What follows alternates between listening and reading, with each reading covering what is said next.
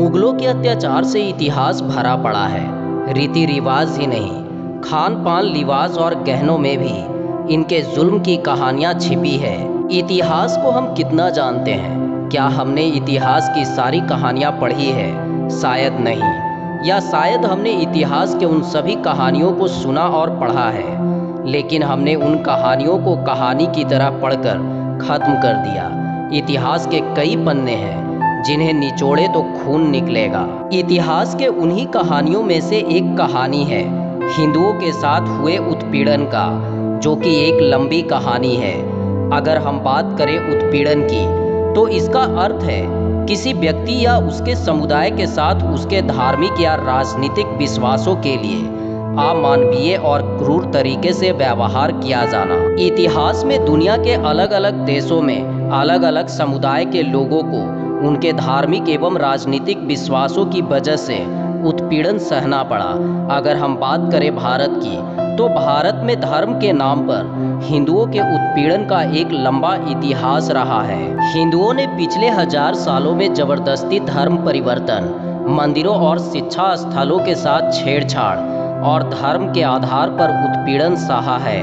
Peter Jackson और Andre बिक के अनुसार इस्लामिक ग्रंथों में हिंदुओं को काफिर कहा गया है और मुसलमानों को जिहाद। जिहाद का मतलब होता है हिंदुओं पर हमला करने वाला।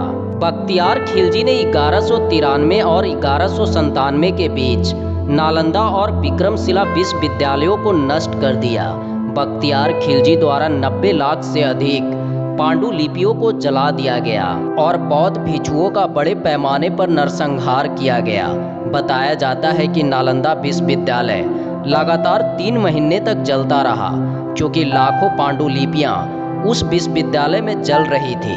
उस समय हिंदुओं को अत्याचारों से बचाने वाला कोई नहीं था। इतिहास को जानने वाले कहते हैं कि नालंदा विश्वविद्यालय में हिंदुओं के ग्रंथ रखे गए थे, जिसमें आयुर्वेद के महत्वपूर्ण पांडुलिपियां उस समय नष्ट कर दी गई।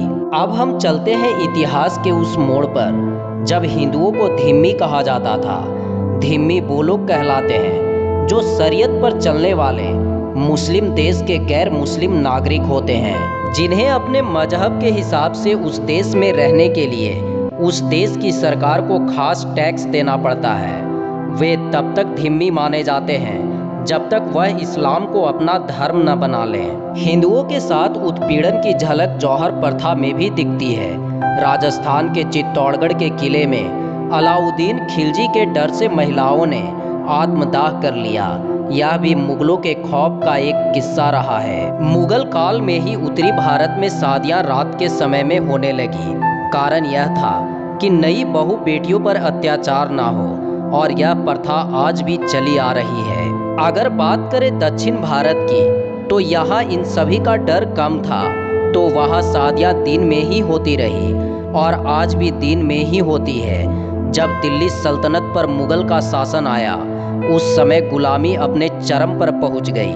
महमूद गजनवी, जिसने भारत पर 17 बार आक्रमण किया, उसके समय से अफगानिस्तान के गजनी में एक स्तंभ आज भी है, जिस पे लिखा है दुख्तरे हिंदुस्तान नीलाम 2 दिनार, जिसका अर्थ है इस जगह पर भारतीय महिलाएं 2-2 दिनार में नीलाम हुई है। हिंदुओं के साथ उत्पीड़न का किस्सा यहाँ खत्म नहीं होता। इसके आगे भी अत्याचार होते रहे हैं और आज भी हो रहे हैं। इतिहास बहुत बड़ा है, जिसमें हिंदुओं पर किए गए अत्याचार एक बड़ा अध्याय है।